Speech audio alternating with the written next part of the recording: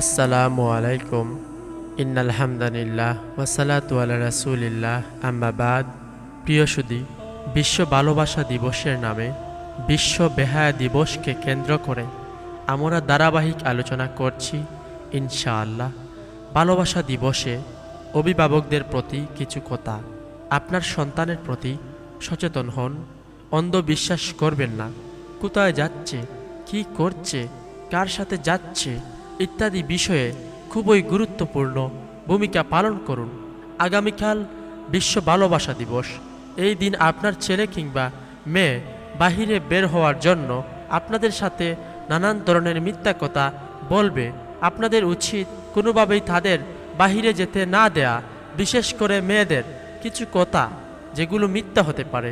14 তারিখে একটা extra class আছে কলেজে, এটা হচ্ছে মিথ্যা কথা।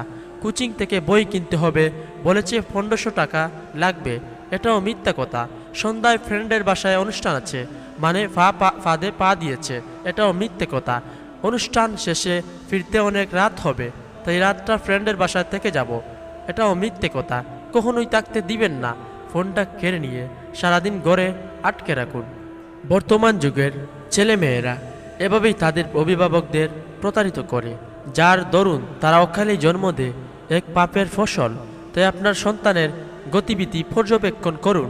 কিঞ্চিত পরিমাণ সন্দেহের আওতাভুক্ত হলেই তার জন্য উপযুক্ত পদক্ষেপ গ্রহণ করুন। নিজে সচেতন থাকুন, আপনার সন্তানকে সচেতন করুন।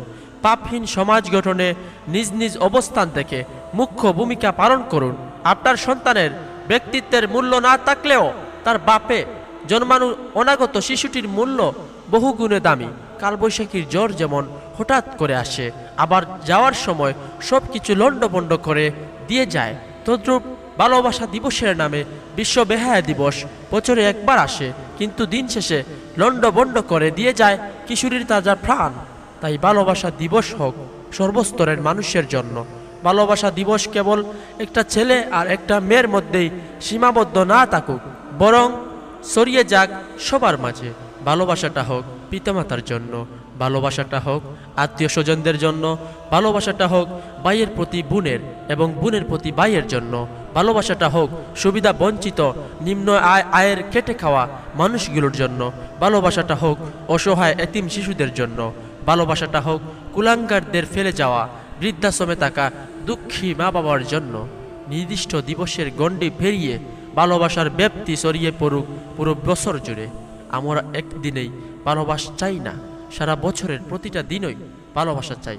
তাই বর্তমান বিশ্ব ভালোবাসা দিবস নামে বিশ্ব বেহায়া দিবসকে প্রত্যাখ্যান করতে হবে। আল্লাহ যেন আমাদের প্রত্যেককেই হেফাজত করেন। আমিন ইয়া রাব্বাল আলামিন। মা সালাম।